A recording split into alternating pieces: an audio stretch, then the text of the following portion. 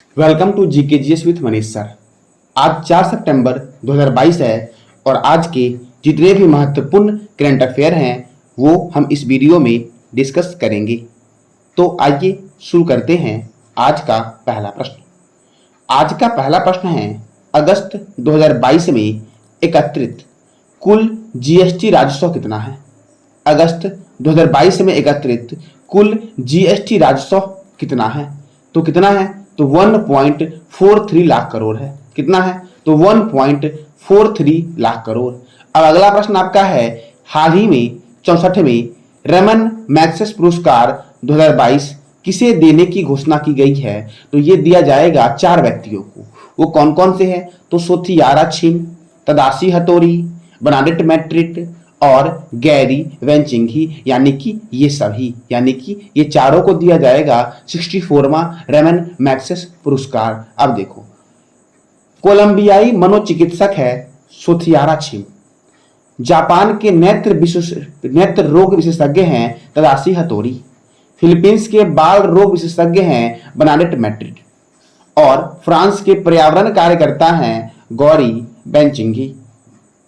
यह पुरस्कार मनीला में दिया जाएगा। कहां दिया जाएगा? तो मनीला में यह पुरस्कार दिया जाएगा। अच्छा, यह पुरस्कार दिया क्यों जाता है? तो सुनिएगा, यह पुरस्कार फिलीपींस के राष्ट्रपति रेमन मैग्सेस की याद में दिया जाता है, जिनकी मृत्यु 1957 में विमान दुर्घटना में हो गई थी। यह पुरस्कार उन लोगों को दिया जाता है जिन्होंने एशिया के लोगों की निस्वार्थ भाव से सेवा की है। यह पुरस्कार को एशिया का नोबेल पुरस्कार भी कहा जाता है और विनोबा भावे प्रथम भारतीय थे जिन्हें रेमन मैग्सेस पुरस्कार दिया गया था। किन्हें दिया गया था रेमन मैग्सेस पुरस्कार? तो विनोबा भावे को दिया गया था, यानी कि यह प्रथम भारतीय थे जिनको यह पुरस्कार दिया गया था। अब अगला प्रश्न है, हाल ही में किस देश के सड़क का नाम AR रहमान के नाम पर रखा गया है? तो कनाडा के सड़क का नाम AR रहमान के नाम पर रखा गया है। अब देखो, AR रहमान, तो AR रहमान का पूरा नाम है अल्लाह रखा रहमान। क्या नाम है? तो अल्लाह रखा रहमान, और लोकप्रिय रूप से इन्हें AR रहमान के नाम से जानते हैं और यह भारतीय फिल्म में प्रसिद्ध संगीतकार हैं। इनका जन्म हुआ था 6 फरवरी 1967 को तमिलनाडु के चेन्नई में। कहां हुआ था? तो तमिलनाडु के चेन्नई में इनका जन्म हुआ था। अब देखो, भारत सरकार ने इन्हें 2010 में, कब? तो 2010 में तीसरे सर्वोच्च नागरिक सम्मान पद्म भूषण पुरस्कार से सम्मानित किया। किसे सम्मानित किया? तो पद्म भूषण पुरस्कार से सम्मानित किया। देखो, अच्छा, भारत का पहला सर्वोच्च नागरिक सम्मान कौन सा है? तो भारत रत्न है। क्या है? भारत रत्न। अच्छा, भारत रत्न 1954 से दिया जा रहा है, तो सबसे पहले किसको दिया गया था? तो कमेंट बॉक्स में आपको बताना है कि भारत रत्न सबसे पहले किसको दिया गया था। ठीक है, अब देखो, अब कनाडा जो है वो अपने सड़क का नाम क्या रखा है? AR रहमान सड़क। तो कनाडा की राजधानी है ओटावा। कनाडा की करेंसी है कैनेडियन डॉलर और कनाडा के प्रधानमंत्री हैं जस्टिन ट्रूडो। ठीक है, देखो, G20 शिखर सम्मेलन 2022 जो होगा वो इंडोनेशिया के बाली में होगा। कहां पे होगा? इंडोनेशिया के बाली में होगा। कनाडा दुनिया का दूसरा सबसे बड़ा शहर है। अच्छा, पहला कौन सा है? तो पहला अमेरिका। पहला कौन सा है? रूस है, सॉरी, पहला कौन सा है? रूस। अमेरिका कितने स्थान पे है? तीसरे स्थान पे अमेरिका है। कितने स्थान पे है? तो तीसरे स्थान पे अमेरिका है। अच्छा, भारत का स्थान क्षेत्रफल में क्या है? 7वां है। कौन सा है? 7वां। और अर्जेंटीना जो है वो भारत के बाद 8वें स्थान पे है क्षेत्रफल में। ठीक है, सबसे लंबी सीमा वाला देश कनाडा है। झील के अंदर झील है, मैनीटू झील कनाडा में है। कनाडा का राष्ट्रीय चिन्ह है मैपल लीफ। क्या है? तो मैपल लीफ कनाडा का राष्ट्रीय चिन्ह है। मॉन्ट्रियल और क्यूबेक शहर सेंट लॉरेंस नदी के किनारे स्थित है और ये किस देश का शहर है? कनाडा का है। ठीक है, अथावास्का झील और रेंडियर झील जो आपका है ये भी कनाडा में है। कौन सा झील? अथावास्का झील और रेंडियर झील, ये कहां पे है? तो कनाडा में है। अच्छा, कनाडा के PM कौन है? तो जस्टिन ट्रूडो कनाडा के प्रधानमंत्री हैं। ठीक है, अब अगला प्रश्न आपका है, हाल ही में किसने CAPF आवास पोर्टल लॉन्च किया है? तो डॉक्टर अमित शाह ने CAPF आवास पोर्टल लॉन्च किया है। डॉक्टर अमित शाह केंद्रीय गृह मंत्री हैं। कौन है? केंद्रीय गृह मंत्री हैं। अब अगला प्रश्न है, हाल ही में किस राज्य या केंद्र शासित प्रदेश ने सभी आपराधिक मामलों में फॉरेंसिक जांच अनिवार्य किया है? तो दिल्ली। किसने किया है? तो दिल्ली अब सभी आपराधिक मामलों में फॉरेंसिक जांच अनिवार्य कर दिया है। अब देखो दिल्ली में पहली खेलो इंडिया महिला हॉकी लीग अंडर 17 का आयोजन होगा। ठीक है। भारतीय कृषि अनुसंधान संस्थान दिल्ली में है। भारतीय मौसम विज्ञान संस्थान दिल्ली में है। अच्छा, भारतीय मौसम वेधशाला कहाँ पे है? तो इसका जवाब आपको बताना कमेंट बॉक्स में कि भारतीय मौसम वेधशाला कहाँ पे है। राष्ट्रीय प्रतिरोधक विज्ञान संस्थान दिल्ली में है। अखिल भारतीय आयुर्विज्ञान संस्थान दिल्ली में है। भारतीय राष्ट्रीय राजमार्ग प्राधिकरण दिल्ली में है। केंद्रीय सड़क अनुसंधान संस्थान जो है आपका, ये भी दिल्ली में है। और केंद्रीय ट्रैक्टर संस्थान कहाँ पे है? तो दिल्ली में है। DRDO defence research and development organisation का मुख्यालय दिल्ली में है और इसकी स्थापना हुई थी 1 जनवरी 1958 को। और 1958 को ही नासा की स्थापना हुई थी। इसकी स्थापना हुई थी नासा की। डीआरडीओ का मोटो है strengths origin is in science. और अब इसके नए चेयरमैन हाल ही में बने हैं, जिसका नाम क्या है? समीर वेंकटपति कामत। क्या नाम है? समीर वेंकटपति कामत डीआरडीओ के नए चेयरमैन बने हैं। अब अगला प्रश्न है आपका, हाल ही में राष्ट्रीय पोषण माह 2022 किस मंत्रालय द्वारा शुरू किया गया है? तो महिला एवं बाल विकास मंत्री स्मृति ईरानी के द्वारा शुरू किया गया है। किसके द्वारा? तो महिला और बाल विकास मंत्रालय के द्वारा शुरू किया गया है। और केंद्रीय महिला और बाल विकास मंत्री है कौन? तो स्मृति ईरानी है। ठीक है। अब देखो, अब अगला प्रश्न आपका है कि हाल ही में किस राज्य सरकार ने कालिया योजना के तहत किसानों को 869 करोड़ रुपये देने की घोषणा की है? तो ओडिशा सरकार ने। ओडिशा में चल रहा है कालिया योजना, ममता योजना, बलराम योजना। ठीक है। कालिया योजना का संबंध किस क्षेत्र से है? कृषि से है। और इस योजना के तहत भारत सरकार ने, ओडिशा के सरकार ने कितने रुपए आवंटित किए हैं? तो 869 करोड़ आवंटित किए हैं। अब ओडिशा की राजधानी जो आपकी है वो है भुवनेश्वर। ओडिशा के मुख्यमंत्री हैं नवीन पटनायक और गवर्नर हैं गणेशी लाल। ओडिशा में राज्यसभा 10 है, लोकसभा 21 है। ओडिशा की स्थापना हुई थी 1 अप्रैल 1936 को। जीएसटी संग्रह में ओडिशा प्रथम है 2021 के अकॉर्डिंग। ओडिशा का गंजम जिला भारत का पहला बाल विवाह मुक्त जिला बना। ठीक है। देखो, ओडिशा में बैंक ऑफ महाराष्ट्र ने प्रोजेक्ट बैंक सखी लॉन्च किया था। कौन लॉन्च किया था? तो ओडिशा में बैंक ऑफ महाराष्ट्र ने क्या लॉन्च किया? तो प्रोजेक्ट बैंक सखी लॉन्च किया था। स्वर्ण रेखा सिंचाई परियोजना ओडिशा में चल रहा है। अनाथ बच्चों के लिए शिक्षा और स्वास्थ्य के लिए आशीर्वाद योजना चल रहा है। यहाँ मनाया जाता है बाली यात्रा, नुआखाई महोत्सव, चंदन यात्रा, रज महोत्सव। ठीक है। देखो, सबूज पहल वृक्षारोपण से संबंधित है और ये ओडिशा का पहल है।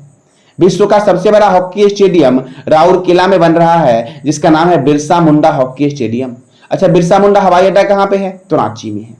अब अगला प्रश्न आपका है, हाल ही में किस देश की अंतरिक्ष एजेंसी ने फैटम आकाशगंगा का खुलासा किया है? कौन से आकाशगंगा का? तो एक नया आकाशगंगा खोज निकाला है जिसका नाम है फैटम आकाशगंगा।